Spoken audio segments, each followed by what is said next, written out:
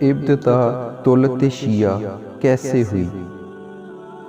ابتدا دولت شیعہ یوں ہوئی ہے کہ بعد وفات رسول صلی اللہ علیہ وآلہ وسلم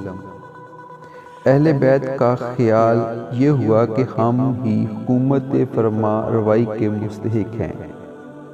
اور خلافت ہمارے ہی نفوس کے ساتھ مخصوص ہے۔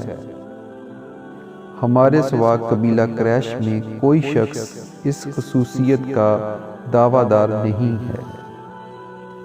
صحیح میں وارد ہوا ہے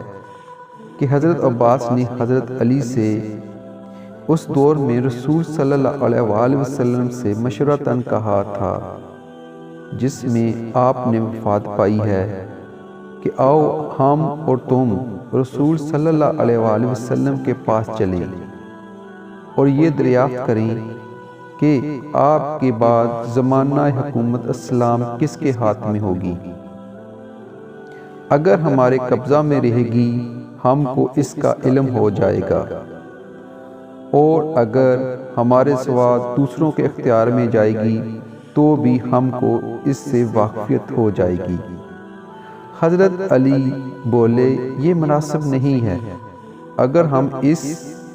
سے روک دیے گئے تو یاد رکھنا آپ کے بعد لوگ اس کو ہمارے قبضہ میں نہ دیں گے۔ صحیح میں یہ بھی آیا ہے کہ رسول صلی اللہ علیہ وآلہ وسلم نے اپنے اس مرض میں جس میں آپ وفات پائی، آؤ میں تم کو ایک فرمان لکھ دوں تاکہ میرے بعد تم لوگ گمراہ نہ ہو۔ صحابہ نے جو اس وقت حاضر خدمت تھے فرمان لکھانے میں اختلاف کیا، باہم بحث و مباحثہ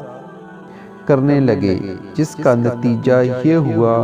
کہ وہ فرمان عالی شان نہ لکھا گیا۔ ابن عباس کہا کرتے تھے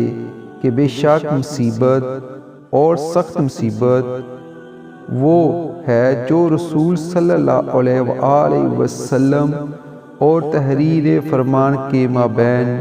بے وجہ اختلاف اور شور و غوغا صحابہ کے واقعہ ہوا۔ اس سے شیعہ نے سمجھ لیا کہ نبی اکرم صلی اللہ علیہ وآلہ وسلم اپنے مرض میں خلافت کی وصیت علی کے حق میں کی ہے،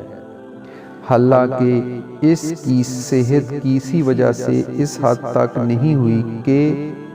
جس کی طرف پوری توجہ کی جائے، اور بے شک حضرت عائشہ نے اس وصیت کا انکار کیا ہے، ان کا انکار کرنا کافی ہے۔ یہی بات اہل بیت اور ان کے ہوا خواہوں میں مشہور و معروف باقی رہ گئی۔